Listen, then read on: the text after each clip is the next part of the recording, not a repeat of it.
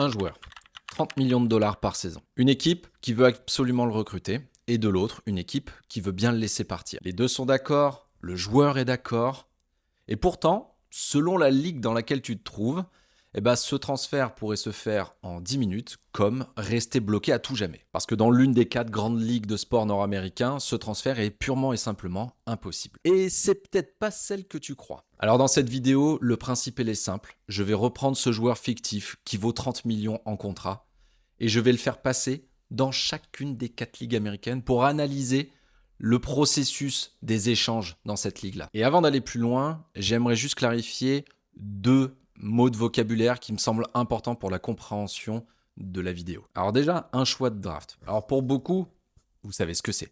Mais si tu débarques dans les sports américains, un choix de draft, qu'est-ce que c'est ? C'est un ticket. C'est ce qui va te permettre, chaque année, lors d'un grand événement, de choisir parmi les jeunes joueurs provenant, par exemple, du système universitaire pour les recruter et les faire rentrer dans ton équipe. Et évidemment, plus ton choix à la draft est élevé, plus il vaut cher dans un échange. Le deuxième mot, c'est espoir. Un espoir, c'est un jeune joueur qui n'a pas encore percé au plus haut niveau. Ok, mais qu'est-ce que ça vient faire là-dedans ? Tout simplement parce que c'est un joueur qui ne coûte pas cher et que les équipes contrôlent sur plusieurs années, en fonction du contrat qui a été signé. Voilà. C'est pas la fin de la vidéo, je te rassure. Mais maintenant, je vais poser les questions suivantes pour le reste de la vidéo.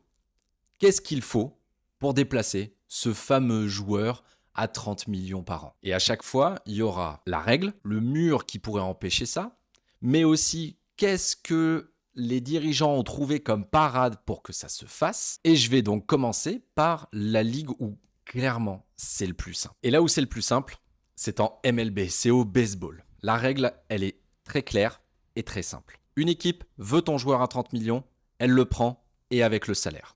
C'est là où finalement l'échange est le plus simple. Alors, qu'est-ce qui va s'échanger en face ? Des espoirs et des années de contrôle. C'est ça la vraie monnaie d'échange en MLB. Une équipe qui va vouloir vendre un joueur, elle veut pas en échange forcément un contrat qui coûte cher. Non, elle veut des jeunes joueurs qui ne coûtent pas beaucoup et qu'elle va pouvoir contrôler sur plusieurs années. C'est pour ça que si tu regardes un petit peu le baseball et si tu suis la MLB, c'est pour ça que chaque année on te parle de farming system ou qu'on te parle aussi de classement des meilleurs espoirs pour telle ou telle franchise.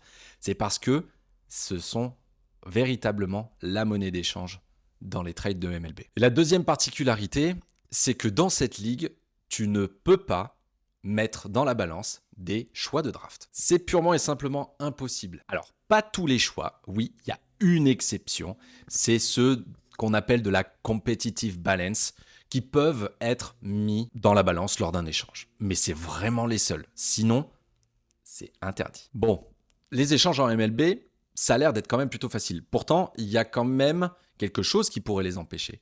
C'est absolument pas une question financière, puisque je te rappelle qu'en MLB, il n'y a pas de plafond salarial. Non, le mur ici, il va être humain. Parce que les joueurs peuvent bénéficier, à partir d'un certain nombre d'années, que je vais te détailler après, de ce qu'on appelle une no trade clause. C'est-à-dire que dans leur contrat, il est inscrit de facto qu'ils ne peuvent pas être échangés sans leur accord. Et au baseball, et en MLB en particulier, c'est la seule ligue qui a cette règle-là. Si un joueur a eu déjà 10 années passées en MLB, dont 5 consécutives dans la même franchise, il obtient cette espèce de droit de veto pour empêcher son échange. Donc le dirigeant, tout est bien bouclé financièrement avec l'autre équipe, tout ça, tout va bien. Et puis là, le joueur arrive et fait 1-1-1.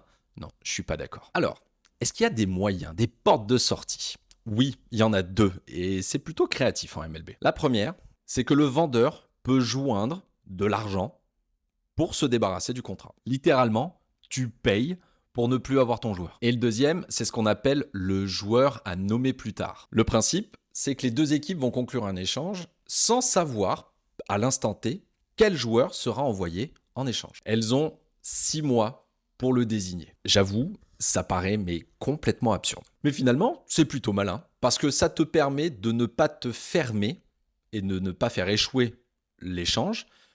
Tu le conclus aujourd'hui, puis on verra les détails un peu plus tard. t'inquiète. Et comme dans toutes les ligues, il y a une date. Il y a une date limite à laquelle les équipes ne peuvent pas faire d'échange. Au-delà de cette date, qui est généralement début août, passé cette date, aucun échange ne sera plus possible. La deuxième ligue dont on va parler, c'est la NFL. Et là aussi, il n'y a pas d'équilibre à trouver. L'équipe qui reçoit le joueur reprend le salaire et les garanties qui n'ont pas encore été versées. Sur le papier, c'est relativement simple. Mais là aussi, il y a un mur et il est assez contre-intuitif. Alors, accroche-toi bien. Quand une équipe va signer un joueur, elle va lui verser une grosse prime à la signature. L'avantage, c'est que vis-à-vis du plafond salarial, cette prime peut être étalée pendant la durée du contrat avec maximum 5 ans. Ça lui permet de signer des gros contrats sans exploser son plafond. Mais il se passe quoi quand le joueur est échangé ? Eh bien, tout ce qui restait à étaler sur les années tombe d'un coup sur le plafond salarial. Ça s'appelle de l'argent mort, la dead money. C'est de la masse salariale morte pour un joueur qui n'est plus là. Et attention, parce qu'en NFL, vendre un joueur peut coûter plus cher que de le garder. C'est pour ça que les échanges, il n'y en a pas non plus des masses, parce que la vraie monnaie d'échange, ce sont les tours de draft. Il y a quand même une porte de sortie là-dedans, et elle tient en une date, le 1er juin. Un échange qui va être conclu après cette date te permet d'étaler l'argent mort sur 2 saisons au lieu d'une. C'est pour ça que tu peux lire un petit peu partout à chaque fois qu'il y a des échanges pendant l'intersaison. Ils attendent le 1er juin pour faire l'échange, etc. C'est à cause de ça. On part en LNH, hockey sur glace. Dans cette ligue, je ne sais pas si tu te souviens, mais il y a un plafond dur, comme en NFL. Donc c'est très simple. Si le contrat du joueur que tu veux ne rentre pas dans ce cadre-là, il n'y a pas d'échange. Donc, les dirigeants ont trouvé une manière de pouvoir contourner un petit peu ça. Ça s'appelle la rétention de salaire. L'équipe qui va vendre, elle accepte de continuer à payer une partie du salaire pour faciliter l'échange. Il y a quand même une limite. Tu ne peux pas non plus prendre à ta charge 100% du salaire du joueur. Non, la limite, elle est à 50%. Donc si on reprend l'exemple de notre joueur, ça veut dire que si une équipe accepte de garder et de payer le salaire du joueur à hauteur de 50%, ça veut dire que toi qui le fais venir, il ne te coûte plus que 15 millions. Et ça peut faire toute la différence. Évidemment, l'équipe qui accepte de retenir le salaire, en contrepartie, elle va demander plus de choix de draft. Forcément, puisqu'elle te loue, entre guillemets, elle te vend de l'espace salarial qui est disponible de son côté. Donc, il faut quand même une compensation qui soit à la hauteur. Il y a quand même une limite qui est de 3 rétentions maximum en cours par équipe. Parce que les dirigeants, ils avaient trouvé la parade. Les échanges à 3 équipes minimum. Si tu fais transiter notre joueur, qui vaut 30 millions, par une première équipe qui accepte de retenir 50%, tu passes à 15. Mais finalement, il file dans une 3e équipe qui, elle aussi, accepte de retenir 50%. Le contrat est donc divisé par 4. Ces échanges à 3 clubs n'avaient pas réellement de logique sportive. Finalement, c'était vraiment une logique purement financière. Il y a une nouvelle convention collective qui va entrer en vigueur à partir de cette saison. Et je regarde mes notes.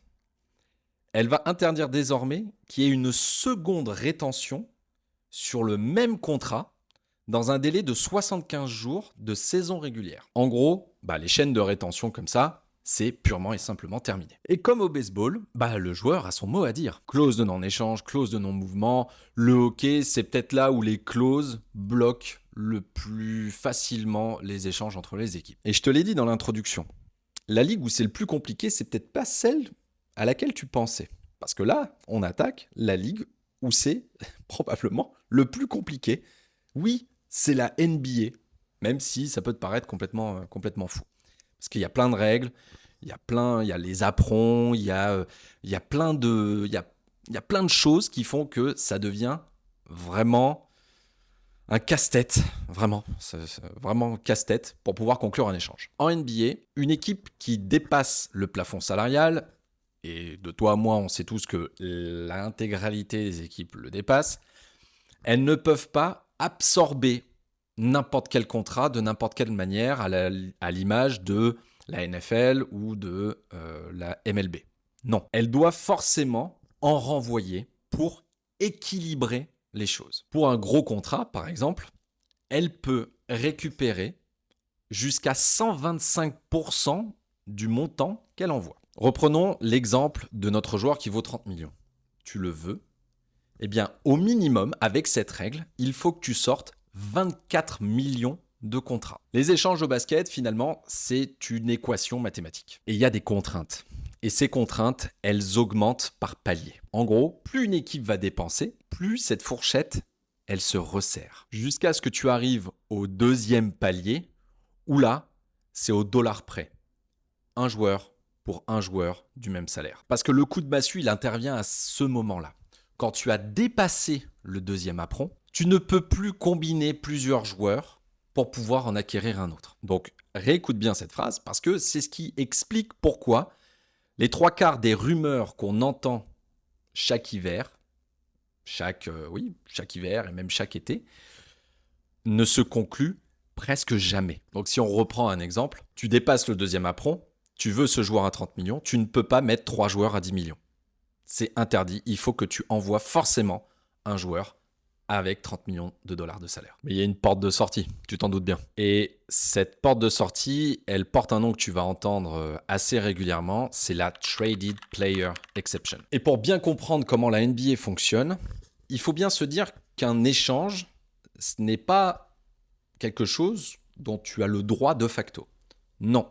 Quand tu dépasses le plafond salarial, et comme c'est le cas pour toutes les équipes, eh bien la NBA t'accorde une exception. La fourchette dont je viens de te parler précédemment, les fameux 125% que tu peux absorber en plus, déjà c'en est une. Et l'autre, c'est cette fameuse Traded Player Exception. Quand une équipe envoie un joueur et qu'elle récupère moins de salaire, elle ouvre une espèce de ligne de crédit auprès de la NBA. Cette ligne de crédit, elle est valable 1 an. Elle pourra l'utiliser plus tard pour un autre joueur, un seul, sans avoir rien à renvoyer en termes de salaire pour bien compenser. Comme je viens de te le dire, il y a des conditions.